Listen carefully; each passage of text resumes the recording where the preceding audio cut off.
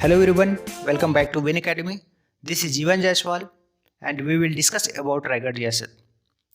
रायगढ़ रियासत छत्तीसगढ़ के उन 14 महत्वपूर्ण रियासतों में से एक था जिनका क्षेत्रफल 1486 वर्ग मील में फैला हुआ था। रायगढ़ का अर्थ क्या है?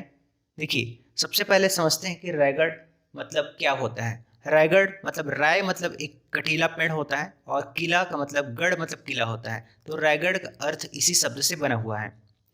रायगढ़ में सबसे पहले देखें तो इनकी क्षेत्र में महत्वपूर्ण नदियां प्रवाहित होती हैं, जिनमें महत्वपूर्ण नदियों में महानदी है, मांड है और केलो नदी है। रायगढ़ रियासत के संस्थापक के रूप में मदन सिंह महत्वपूर्ण शासक थे, जिन्होंने भैना राजा को परास्त करके गौड़ राज को स्थापित किया था।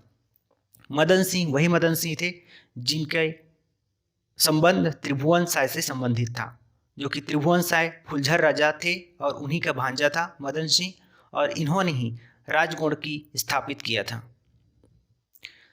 रायगढ़ रियासत के संदर्भ में देखा जाए तो इनकी कुल देवी पहले बुनगा की देवी थी और बुनगा में ही एक मंदिर की स्थापित किया है मदन सिंह ने। और मदन सिंह के बारे में एक महत्वपूर्ण शासक के रूप में जाना जाता है। मदन सिंह के शासनकाल के बारे में देखें तो इन्होंने 1550 से 1602 ईस्वी तक शासन किया था। मदन सिंह के पश्चात तखत सिंह एक महत्वपूर्ण शासक के रूप में रायगढ़ रियासत में यहाँ पदस्थापित हुए और तखत सिंह ने रायगढ़ से सारंगढ़ पर आक्रमण किया था। सारंगढ़ के इस आक्रमण के समय में कल्याण साय सारंगढ़ के राजा थे और इसी के समय में इन्होंने लड़ाई की। भेड़वन के क्षेत्र में इन्होंने लूटा, तखत सिंह ने लूटपाट की, जिससे देख करके कल्याण सिंह अपनी सेना को लेकर के गए और भेड़वन की ओर कूच किए, जिससे दोनों की संगठित सेना मुड़ियाड़ी की लड़ाई में एक तरह से भयानक लड़ाई हुई और 1747 की यह घटना थी। इसी पश्चात तखत सिंह की हार होती है और वापस चले जाते हैं। कुछ समय पश्चात इनको बहुत अपमानित हुआ और दुख हुआ, इसी कारण वे कुछ समय पश्चात इनकी मृत्यु हो गई।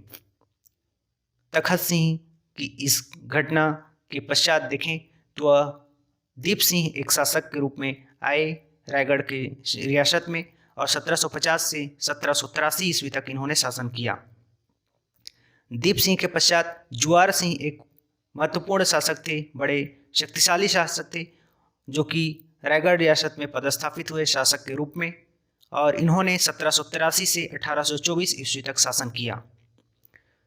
जुआर सिंह इन्होंने सबसे पहले विश्वनाथ साय से मान्यता प्राप्त की। देखिए, मान्यता प्राप्त की क्योंकि उनको एक तरह से मान्यता प्राप्त करने के पश्चात वे शक्तिशाली हो सकते थे। उनको पता था कि इस तरह से मान्यता प्राप्त करके वह अपनी स्थिति मजबूत कर सकते हैं।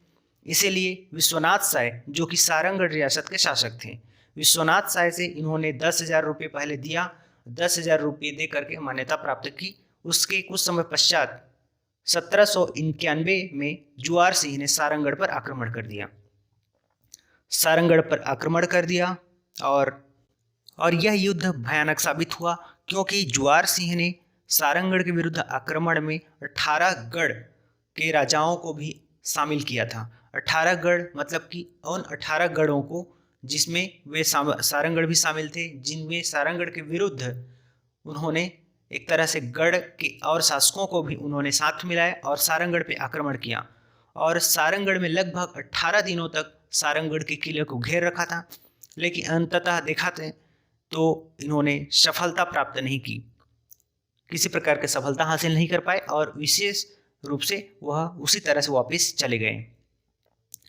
इस तरह से यह घटना 1791 की घटना थी, जुआर सिंह का सारंगढ़ पर आक्रमण, जो कि एक महत्वपूर्ण साबित हुई। और इसके पश्चात में जुआर सिंह के बाद देवनाथ सिंह रायगढ़ की रियासत में पदस्थापित हुए। शासक के तौर पर उन्होंने 1824 से 1862 ईस्वी तक उन्होंने शासन किया। देवनाथ सिंह के बारे में देखा जाए तो 1857 के विद्रोह में या फिर बरगढ़ के युद्ध में कई बार इन्होंने अंग्रेजों का सहायता किया था। सबसे पहले इन्होंने बरगढ़ के विरुद्ध आक्रमण में सहायता की थी अंग्रेजों के साथ, और इसीलिए अंग्रेज इससे प्रसन्न होकर के बरगढ़ का क्षेत्र रायगढ़ के क्षेत्र में मिला दिया था। इसके पश्चात रायगढ़ की रियासत काफ़ी खुश हुए देवनाथ सिंह, और देवनाथ सिंह ने 1857 के विद्रोह में भी अंग्रेज के समर्थक के रूप में बना रहा और विद्रोहियों का साथ नहीं दिया। तो इस तरह से देवनाथ सिंह अंग्रेजों के एक भक्त के रूप में बने रहे। देवनाथ सिंह के बारे में देखा जाए तो एक महत्वपूर्ण शासक थे और कुशल नेतृत्वकर्ता थे और एक साहसी प्रवृत्ति के व्यक्ति थे। देवनाथ सिंह के पश्चात महत्वपूर्ण शासक के रूप में यदि देखा जाए रायगढ़ रियासत में, तो वह शासक थे घनश्याम सिंह। घनश्याम सिंह ने एडॉप्शन सनद दिया था। इन्हें एडॉप्शन सनद के रूप में अंग्रेजों ने दिया और फिर इसके पश्चात घनश्याम सिंह की मृत्यु हो गई। घनश्याम सिंह की मृत्यु के पश्चात भूपदेव राजा सिंहासन पर आरूढ़ हुए।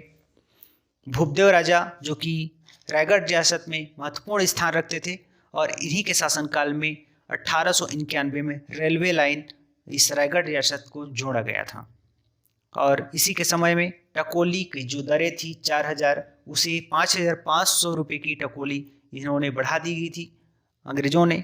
और इसी के साथ साथ रेलवे लाइन के विस्तार के साथ में रायगढ़ रियासत का वाणिज्यिक और व्यापारिक क्षेत्र में भी विकास होता चला गया।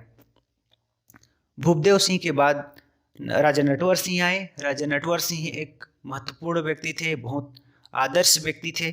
और इसके बाद राजा चक्रधर सिंह जो कि कला और संस्कृति के क्षेत्र में महत्वपूर्ण शासक माने जाते हैं, इन्होंने कत्थक राजघराने की स्थापना की थी।